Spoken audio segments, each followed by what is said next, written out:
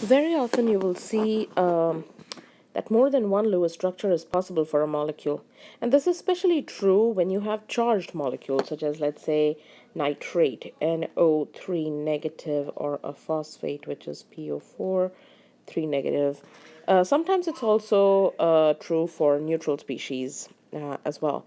And so then the question might be, well, how do you decide which Lewis structure is the correct one?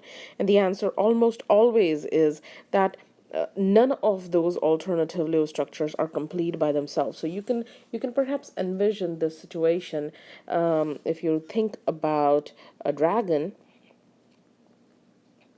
and you think about unicorn. Neither of these two exist by themselves. But now I want you to think about what will happen when you consider a hybrid of those. In my head, I'm thinking a rhinoceros because it has the little horn, but it kind of looks like the stuff that's on his head, and it has its tail. So it's somewhere in between the dragon and the unicorn. So while neither the dragon nor the unicorn exists, the rhino exists. So the hybrid is the one which is the real deal. The individual structures, or in this case, the individual cases, do not. The combination of these forms are what are called as the resonance hybrids. Resonance hybrids. And the individual forms will be called as canonical forms. Canonical forms or resonance forms, either of the two. Resonance forms. You must have gone over resonance in General Chemistry 1. And there are certain rules that we are going to follow. And then I'm going to show you how to kind of identify when do you say that resonance is there or not. But there are certain rules that we are going to go over. First off, when you're showing resonance forms, it's only electrons that move. Atoms do not move. So atoms do not move. It's only the electrons that move, and usually the electrons that will move will not be sigma bonds. They will not be single bonds. These will be a lone pair of electrons or pi system or a charge. That is what is going to move. Usually you would also see that the nuclear positions and the bond angles, they are going to remain the same. So when you're showing resonance, you're not going to go from an sp2 to an sp3 because that would mean, or an sp, because that would mean there's a loss of electron or a gain of electron. And that can mean that overall there's a reaction that's going on. So realize that resonance is nothing but movement of electron, smearing of electron, spreading of electron, or spreading of energy, electronic energy as it's called. It's not loss of electrons or gain of electrons in that sense. The overall number of unpaired electrons remains the same. So the octets that we talk about, the Lewis structures that we talk about, they should be consistent. We are not going to start creating electron charge just out of nothing. That's not what we are going to do. So again, when you think about resonance, you have to think about delocalization, smearing, spreading of electronic energy.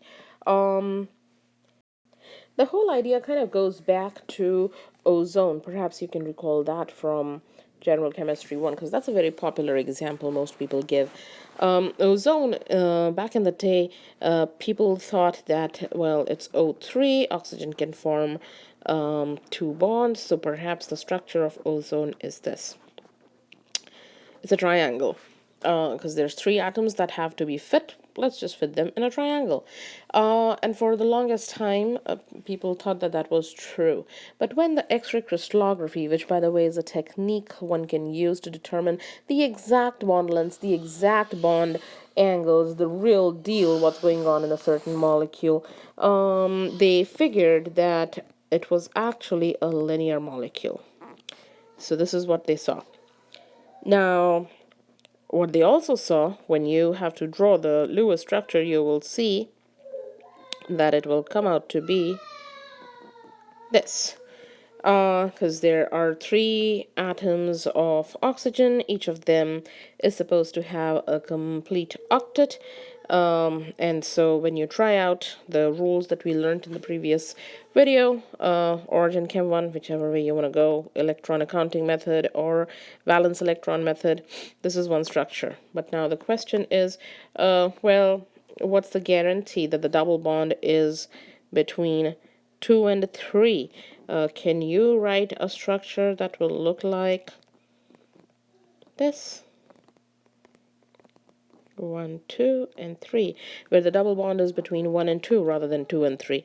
And actually, when the X-ray crystallography studies were done, not only was it found that this was a linear structure, it was also found that the bond length between 1 and 2 was exactly same as the bond length between 2 and 3. Think about it. If structure in red was the real structure, then the single bond should be a long bond. That's what we've learned from Gen Chem 1. And the double bond should be a short bond. This is what we expect. But what we found was not this. What we found was that the bond length between 1 and 2 and 2 and 3 was exactly equal. So what that means is that the electron density between a 1 and a 2 and a 2 and a 3 has got to be exactly the same. Moreover, what was found was that the bond length was neither the bond length for a single bond nor the bond length of a double bond. It was actually in between. So it was neither one bond, it was neither two bonds, it was actually 1.5.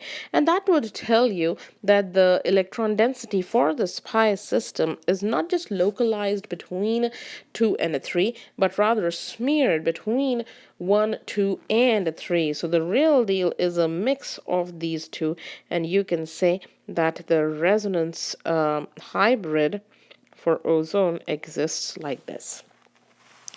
And so in that sense, that additional pi system is present in between all three oxygen atoms, and it's shared between those three atoms. And that is the reason you say that ozone has resonance. Consider the case of nitrate, NO3 negative. So over here I have nitrogen at the center. I have three oxygen atoms. So if you think about drawing the lowest structure, you would say, well, I have 5 electrons around nitrogen, and each of the oxygens is going to bring with it 6 electrons. So I have total 5 from nitrogen. I have 3 oxygens, so 6 times 3, and there is a negative charge also, so I'm going to add 1 electron from there. So total I have 24 electrons that have to be placed in between nitrogen and oxygen. So the first thing first, you would want to put and make like a single bond between those three oxygens and the nitrogen atom, and in doing so, notice I would have utilized 6 electrons total. So 24 minus 6 is going to give you 18, and so now I'm going to start filling in symmetrically, in a symmetric sense. I would start filling in the lone pair of electrons, and when you do that, you would notice that first round takes care of the 6 electrons, and the second round will take care of the 12 electrons. I still have 6 electrons remaining, and so you would still go ahead and fill those in on the peripheral atoms first. And in doing so, if you notice right now, essentially the octet is not complete for the case of nitrogen. While all of the oxygen atoms do have 8 electrons around them, 6 around them and 1 coming from the bonded pair, nitrogen on the other hand does not. And so what you would do is you would bring one of these lone pairs and start putting in between, and when you do that, you end up getting the structure that I began with. So that's your Lewis structure. but what stops from, let's say, the second nitrogen or oxygen to give that pi bond, or what stops from the third one to do the same thing, which is why we say that the three oxygen atoms are basically equivalent, and any of the three can actually contribute towards that pi bond, which is why you would say that the bond lengths in this case are exactly the same, and each oxygen atom is going to have 1/3 of the electrical charge in addition to that single bond. So the bond order, one can say here, is 1.33 rather than just a pure single bond. And that's why you would say that the three contributing structures are the ones that are shown over here, where the pi bond can sort of rotate between oxygen 1, oxygen 2, and oxygen 3. So it will rotate between the three, and hence your hybrid is going to be nitrogen with three single bonds, and then you also draw a pi system smeared over the entire molecule. Now, another way, using the electron accounting method, another way to look at how many bonds will exist around nitrogen could be that you have 24 electrons. We just counted 5 for nitrogen, and we counted 6 for each of the oxygen atoms, and then there was a negative charge which we added. If there would have been a positive charge, we would have subtracted that from our total. So we have a total of 24 electrons, and since all of the four atoms have the potential to get a complete octet, 4 times 8 will give you 32. That means you need 32 electrons. You need 32, you have 24. Need minus have will give you 8, and 8 divided by 2, since each bond is 2 electrons, basically tells you that there should be 4 bonds around the central atom nitrogen.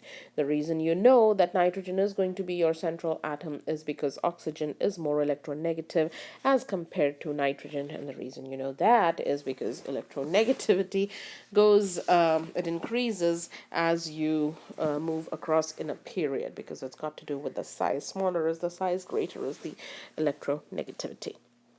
We always will keep in mind that we are able to keep as many octets as possible, and at any time that there's charges in the molecule, we would also try to keep as little charge separation as possible. In general, greater is the number of resonance forms that can be written, greater is the stability, and you always would want to put the negative charge on the most electronegative atom as possible. Okay, let's consider the case of nitromethane. Nitromethane is CH3NO2.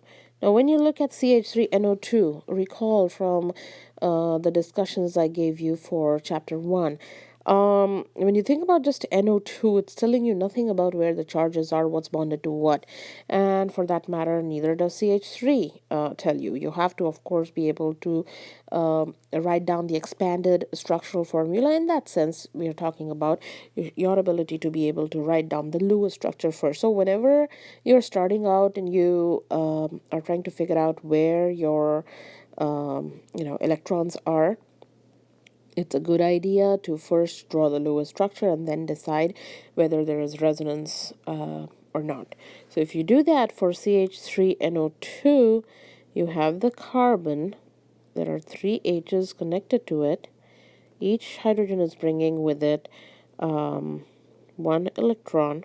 Carbon itself has 4 electrons, so that's why we say CH3 is like the way I have shown. And then that's bonded to nitrogen. And of course, there are 2 oxygens. Oxygens like to bring in 6 electrons with them. Since nitrogen is making 4 bonds, we are going to have to give it a positive charge. Likewise, oxygen is going to go with a negative charge. Some of you may have drawn another structure that will look like CH3, double bond on this side, single bond on top. That means there'll be 6 electrons positive on the nitrogen still. If you think about the formal charge, carbon is supposed to make 4 bonds, and it is making 4 bonds here, so the formal charge is 0. If you are a formula person, go ahead, be my guest, do the calculation, use the formula.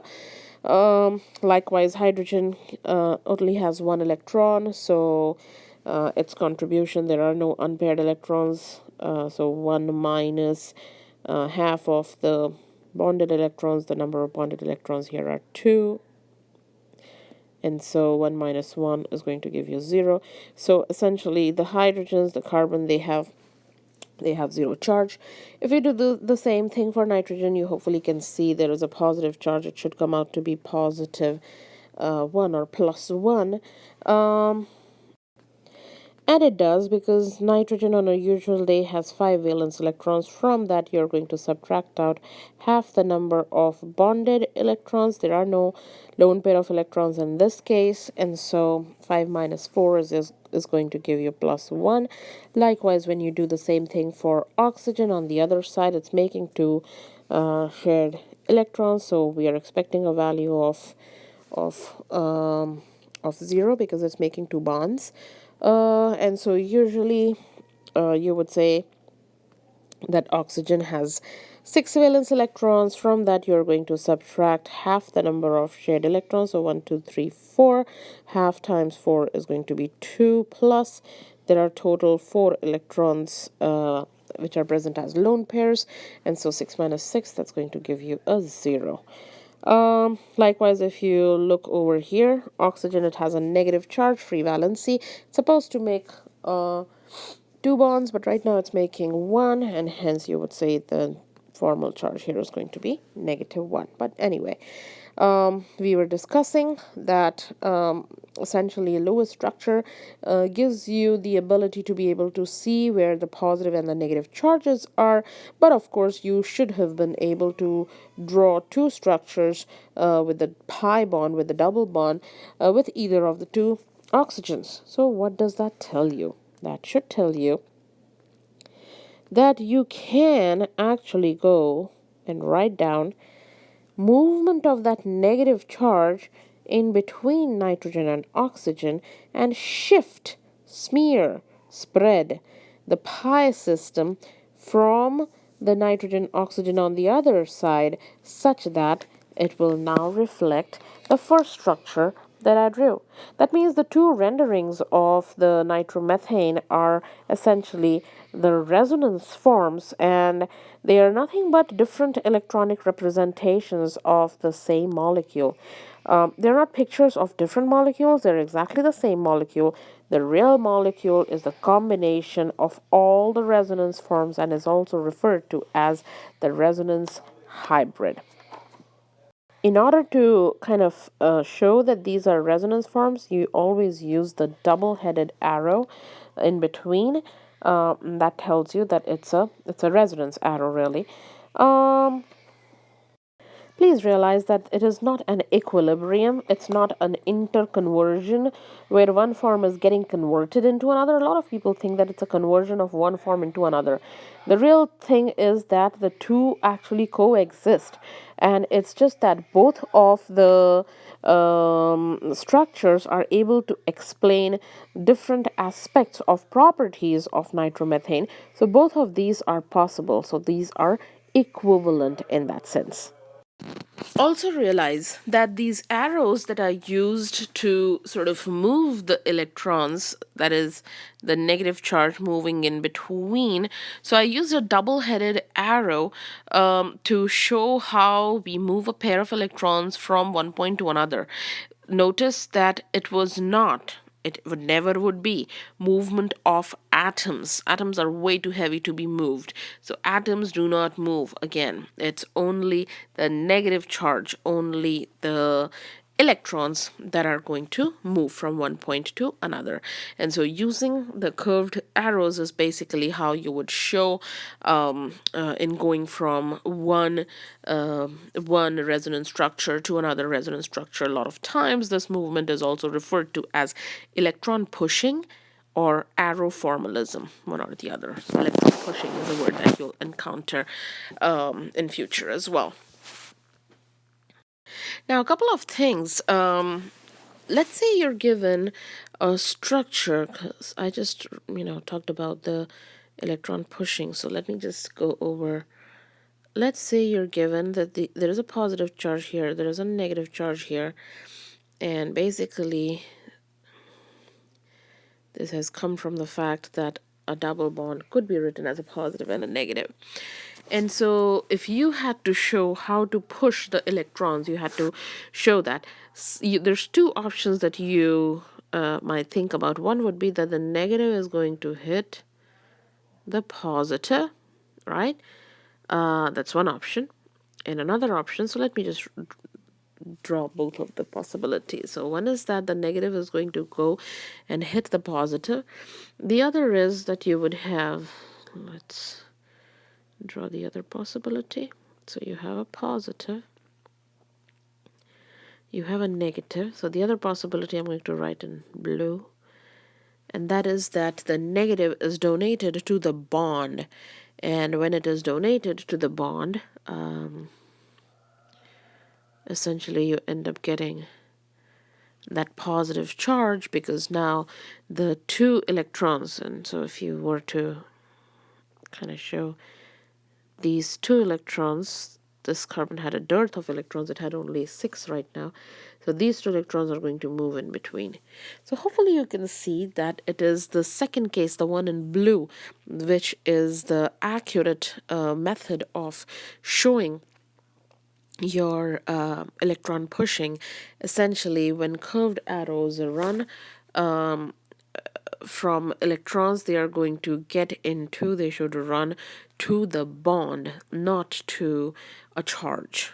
Okay, another thing that I would like to mention, which a lot of students make mistakes on, is let's say you have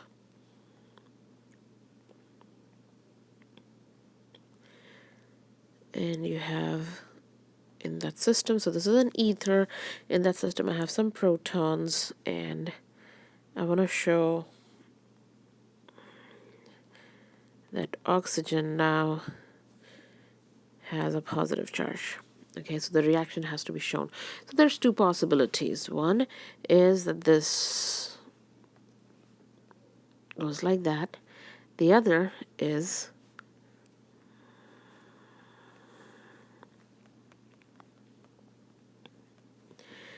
which one is true?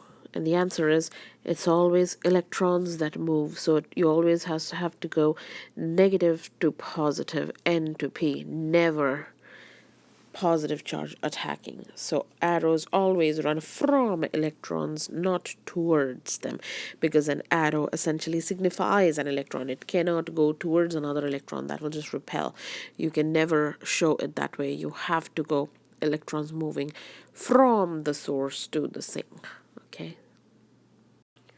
Also realize that when arrows run from a pair of electrons in a bond, basically that means that the bond is broken. And so if you're showing, let's say, let's do another one. Let's draw maybe positive charge, and that's becoming the structure. How would you show how the electrons are moving? Well, first off, if you're doing this for the first time and you're, kind of unclear as to what's what, recall this is basically a line angle skeletal, so each of these is a carbon. So if carbon is making 1, 2, and 3 bonds, the fourth one must go to a hydrogen. You got it. And there should be 4 bonds for this carbon. 2 are going to these 2 carbons. So I'm just writing kind of the expanded one in case you have forgotten.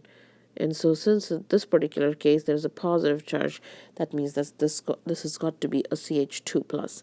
So we are saying that this now is going to be a CH2, this is still a CH, and now this guy is going to be a CH2. So notice we did not add a hydrogen atom. None of the atoms are moving, but we have to show how is it that the positive charge, which was, let's say, at position 3 is now at position 1. How can you show that?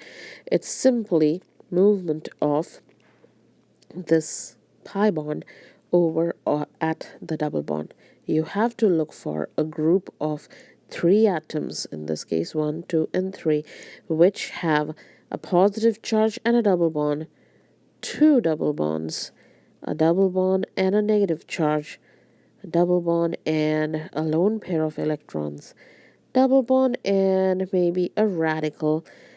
These are all cases where they are present at what are called as alternate positions, also referred to as conjugate positions. The word conjugate tells you that there is a double bond, single bond, double bond, single bond, double bond, single bond, or double bond and lone pair of electrons.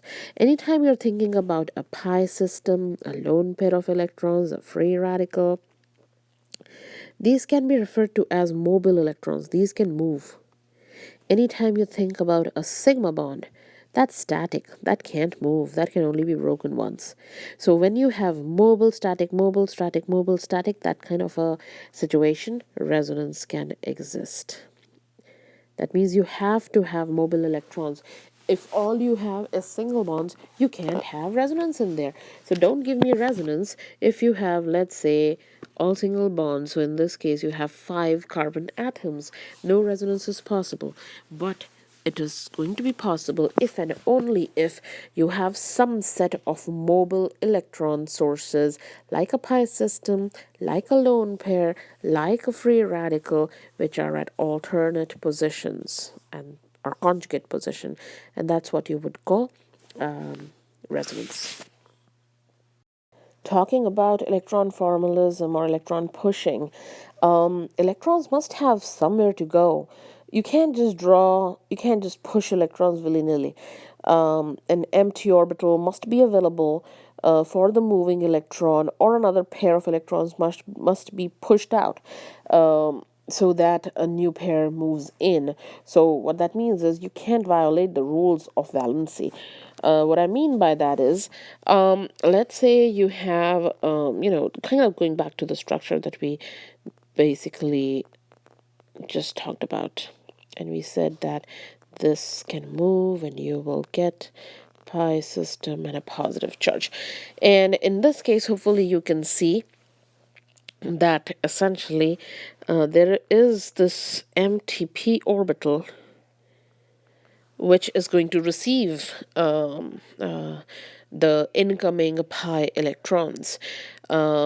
Now, if you consider, let's say, a mechanism, and of course we're going to talk about this in detail, but the earlier you start getting used to, drawing Lewis structures, the better it is for you.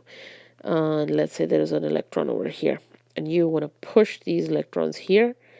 If you just leave it like that, now that's a bad idea. Why? Because that would mean you're saying, and I'm going to draw that just for a second, and you guys are going to probably make a face. How good does that look? It looks pretty bad. Why? Because you have right now on that structure 1 bond, 2 bond, 3 bond, 4 bond, and 5 bonds. Oh my goodness, 5 bonds on a carbon.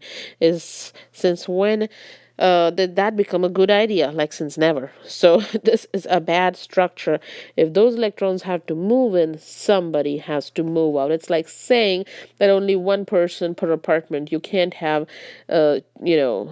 two families living together in an apartment. That kind of a system. Only specific space is available. So understand the concept of the octet of the valency, that you can't break rules of valency in this particular case. Okay, the question is, draw the important resonance forms and label them as major or minor.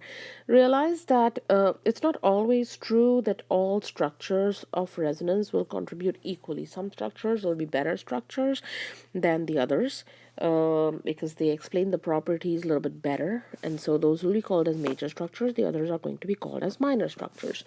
So the first one that we have is CH2CN with a negative charge. So of course you know that Cn is the structure.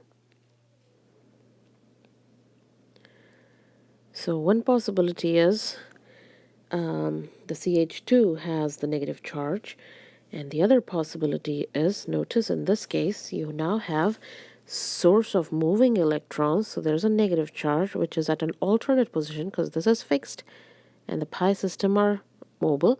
So what can happen is that we can have movement of this system, the negative charge coming in, pi system kicking out. So you can have a CH2 double bond, C double bond N. So now your negative charge is going to be on nitrogen. And if somebody says which one is a better structure, of course the second structure, because that's where the negative charge is on a more electronegative element. Let's do another one. We just did CH3NO2, so this is a version of that. CH2 that has the negative charge, and you have nitrogen with plus.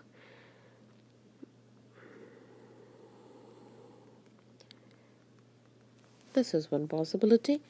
Of course, you can draw another possibility as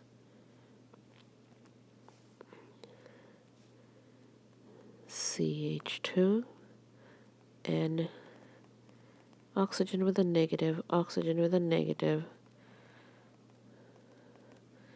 Nitrogen still has positive, and that, if you think about it, it's an okay kind of a structure because you have too much charge separation over here, even though the more electronegative element is getting the negative charge. So we are following the rule in that sense, but too many charges there. Another possibility you could have thought about is that you could move the electrons. So just follow the red ones in this particular case. So what we're saying is that you have a CH2 with a negative, you have a nitrogen with a positive, oxygen, and oxygen with a negative charge, and this negative will come in and the pi system will move, and so you're going to end up with a structure where you still have the CH2 with a negative, and you have the NO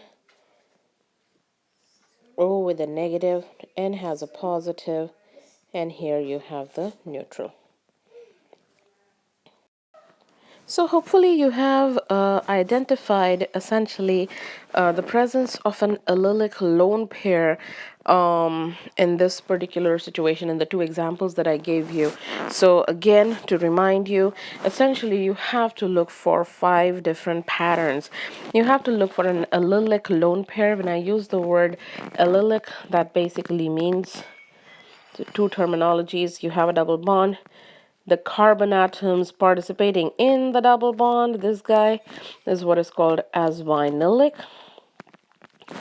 and the 1 over, let's put it in blue, the 1 over that position is called as allylic. So you have to look for an allylic lone pair. You have to look for an allylic positive charge.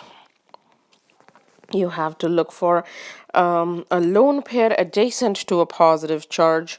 So if you have, let's say, a positive charge and on the next atom you have a lone pair, and then you also have a pi bond between two atoms of different electronegativities. So let's say C and O.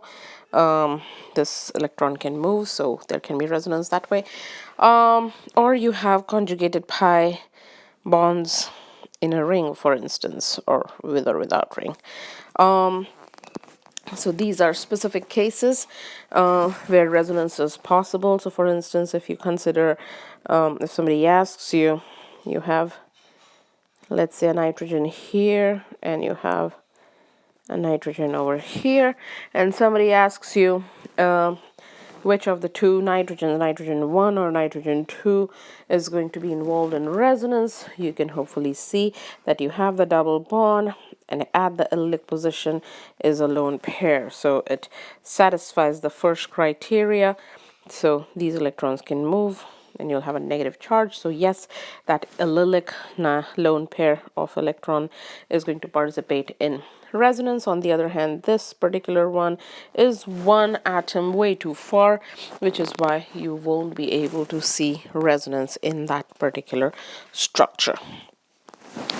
On the other hand, if you consider, let's say, nitrogen, lone pair, and maybe a negative charge, that negative charge can move these electrons. Realize you can't just say, you can't have a structure where you will draw something like this. Because if you do that, you basically violate the rule for valency. So you have to keep moving electrons so that you keep the octet intact. And in doing so, you're going to end up with another structure, which will be a negative charge over here. And so you would say that yes, resonance does exist between these two forms. Likewise, if somebody asks you for something like, draw all possible forms of resonance for this structure, you would say, well, you have at allylic position a positive charge, since it's the electrons that would move. Another structure that can be drawn is the pi system here. And since position 1, 2, 3, 4, 5, and 6, so position number 3 is the one that lost that electron, you would put a positive charge there. But now notice between 3 and the double bond between 4 and 5, again there's an allylic relationship. So again we can show movement of electrons, and there'll be another structure that can be drawn like that. So you have to keep drawing till you essentially exhaust out on the number of the pi systems that are present. So this was the case of a conjugated pi system, which is at an allylic position with respect to a double bond. And so when we start pushing the pi system, you have to look for the new hole that is created, and in doing so you simply move from one location to another, and you continue to do that until you have used up all the pi systems. So for instance, one that you can practice, let's say a positive charge, double bond, double bond, double bond. How many can you write? How many resonance structures can you write? Notice there's a positive charge, allylic position. There's a double bond. So you're going to show the movement of electrons. Pi system here, pi system here, pi system here, and a positive charge. These move. So let's maybe number 1, 2, 3, 4, 5, 6, and 7. And so now it would be 1, 7, 6, 5, 4, 3, and 2.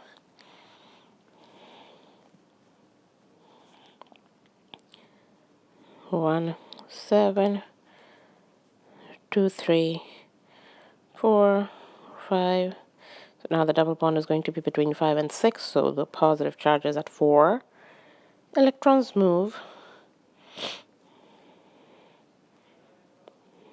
5, 4, 3, 2, 1, 6, and 7.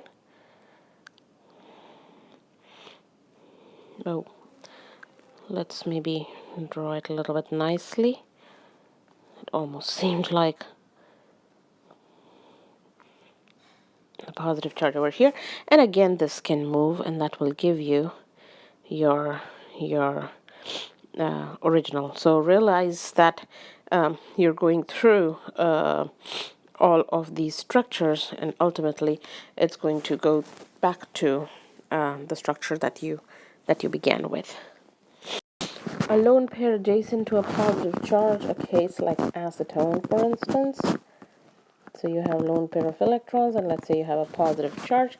These can be donated, and so it will look like the structure over here. And you should realize here that the charges end up canceling each other, because the atom with the lone pair has the negative charge in this case, and so when it's donated to the bond between the negative and the positive, the charges will end up canceling. On the other hand, if you consider the case of an ether, for instance, something like maybe that. And now the positive charge is on carbon, and if the lone pair donates, or lone pair on oxygen is being donated to the carbon, you're going to end up with oxygen and a positive charge on oxygen now in this particular case. And so between the two, the better structure will be the first structure because the positive charge is held by a carbon. So again, I want to give you an analogy. Think about nectarines, for example. Nectarines are sort of hybrids between a peach and a plum. And so when you're considering a new type of fruit, which is, let's say, a fruit between a peach, plum, and a kiwi, which has 65% peach character, 34% plum character, maybe only 1% kiwi character. So in that case, your hybrid fruit will look like nectarine because the kiwi character is way too small to affect the nature of the resulting hybrid. So again, realize that when you're saying the major and the minor product, essentially you're using that to explain the properties of that particular compound, whether it's physical properties or chemical properties, either of the two. So again, when we are choosing which one is a better structure or a significant structure, we have to consider that we should minimize charges. So for instance, if you have, let's say, acetic acid, and somebody says, well, what kind of structures can you draw in case of acetic acid? So that's the lowest structure. Of course, oxygen being more electronegative can pull that electron density towards itself, so oxygen will then get a negative charge. Carbon will have the positive charge. And you can perhaps show that these electrons can be donated. So now this oxygen will have to have a positive charge. This oxygen will have a negative charge, and the carbon in the middle will be will have no charge. Now the question is, which one of these is the best structure, or which one is the one that has the highest contribution, which one is your major contributor? And really it's the first structure which is the major contributor to the overall resonance hybrid, because in that particular case you have no charge separation. The other two, they do have charge separation, and there are only two charges, even though there are only two charges in each of the drawings. So in that sense, one might consider that they are both significant resonance structures. They may not contribute as much character as the very first one. And reason for that as well, one of the oxygen is actually getting a positive charge, and you don't want to put a positive charge on an electronegative element. So I guess one can safely say that the first structure is the most important structure in this case, the most predominant structure in this case. And if you compare that to the acetate anion, this is the structure that you have. And so you can say that the oxygen will pull the electron density towards itself, and that will give you oxygen with a negative charge. Carbon has a positive charge, and then this oxygen has a negative charge as well, which will then be donated, and you will get this structure. And notice, while first one and the last one, these are okay structures, the one in the middle is not, because it has way too many charges, so that's not a very significant structure. So one can say that for the second one you have two contributing structures. So since there is more resonance structures for the case of acetate anion, you would say that it is better resonance stabilized as compared to the acetic acid. And hence, that explains why acetic acid would want to spend its time losing that proton, because the end game, the end unit that you get at the end of the day is resonance stabilized, or better resonance stabilized, something I'll be discussing in the next video. So we want to minimize charges as much as possible, especially if you have like two carbons, for example, like there's no heteroatom. You want to keep it as minimal. So what I mean by that is, if you have, let's say, 1,3-butadiene, of course, one possibility is that you can move the electrons, and so negative, positive, and then these can move. So you will have ultimately negative and then positive. But why show a charge separation in the first place? If you have a carbon-carbon type of a system, try to keep the charges to a minimum. Of course, the exception to this is the nitro compound, because nitro compound by itself has the NO2 has a positive and a negative charge. And so that does not count. What I mean by that is, if you have something like, let's say, oh, this is negative, this is positive, and of course you have two electrons here. So one can say that these electrons can move around. So you already have like two charges present in the molecule, but those two are not going to really count towards counting charges. When you're counting, you're going to talk about the charge separation that occurs due to the movement of electrons. So this part again will not count. It's only the negative and the positive which is going to count. So again, only two charges in that particular structure. Let's consider electronegative atoms such as oxygen, nitrogen, chlorine.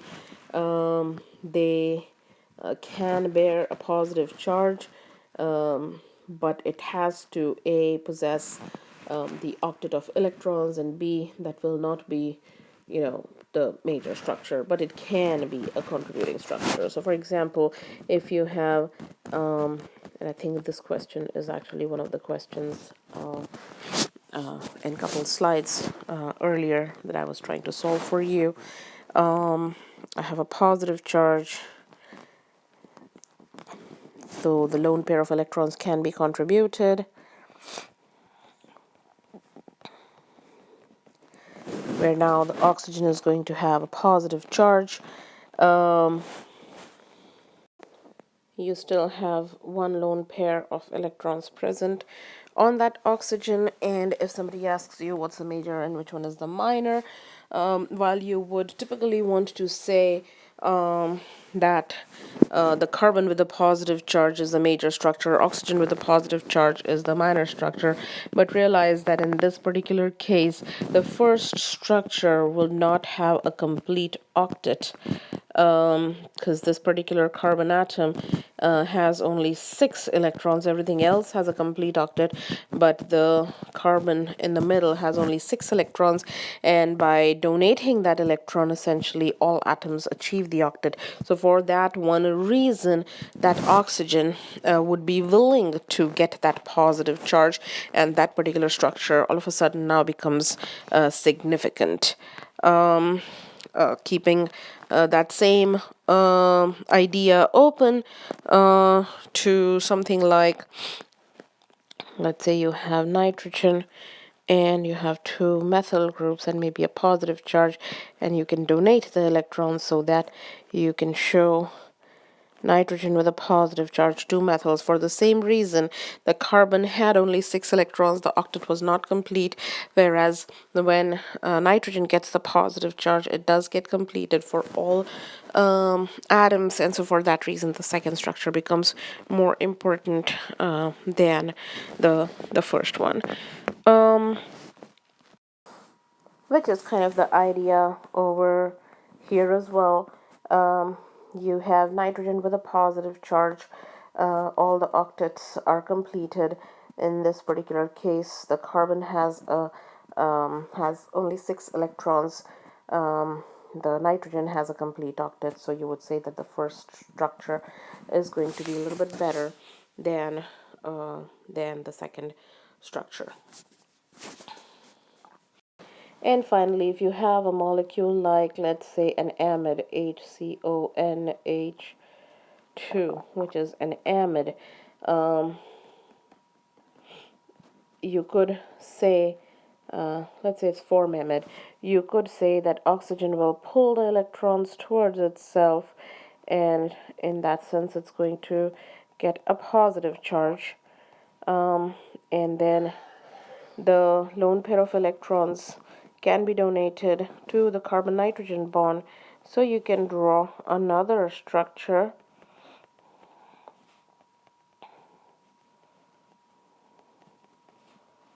like this, where the nitrogen has the positive charge. So notice in this particular case, we are including nitrogen in resonance, and we are saying that that's going to be possible. And so in that sense, one can say that nitrogen will have more of an sp2 character, and that will only be possible if the lone pair of electrons are present in the p orbitals of nitrogen. So in that sense, it's sp2 hybridized. So if somebody asks you which one is the major structure, the first structure, of course, has neutral, no charge. And the last structure, it has the negative charge on the oxygen. So that's a pretty okay structure as well. The first one is a better structure because it's neutral. And so again, recall, you want to keep, minimize charges, but if you have to, then you should keep highly electronegative elements such as oxygen or chlorine. They should have negative charges, and you should try to keep the charges as far away as possible from each other. I think this should be it for resonance, and we'll discuss the acids and bases in the next video.